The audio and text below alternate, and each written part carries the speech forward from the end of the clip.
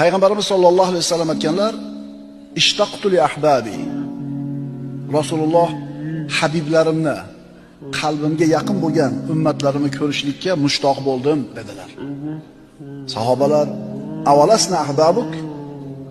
Biz sizni habiblaringiz emasmizmi? Rasululloh aytdilar: "Antum ashabi." Sizlar mening sahobalarimsizlar, ya'ni hamsuhbatlarimsizlar. Ahbabi unasun ya'tuna fi oxiriz zaman. Mening habiblarim, qalbimga yaqin bo'lgan ummatlarim oxir zamonda keladi. Ularning orasida o'zining dinini mahkam ushlagan kishi xuddi cho'g'ini ushlagan kishi kabi bo'lib qoladi. Ularning ajri 70 kishining ajri kabi bo'ladi dedilar. Shunda sahobalar: "Minna aw minhum?" Ulardan 70 tami yo bizdan 70 tami? Qola bal minkum. Sizlardan 70 tami.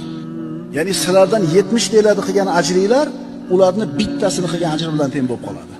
Sahobalar nimaga unday bo'ladi deb so'rashdi. Payg'ambarimiz aytdilar: "Li'annakum tajiduna alal khayri a'wanan va la yajidun."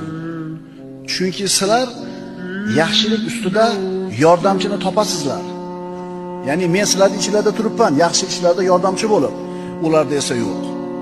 Ular topmaydilar, chunki Rasululloh vafot etib ketgan.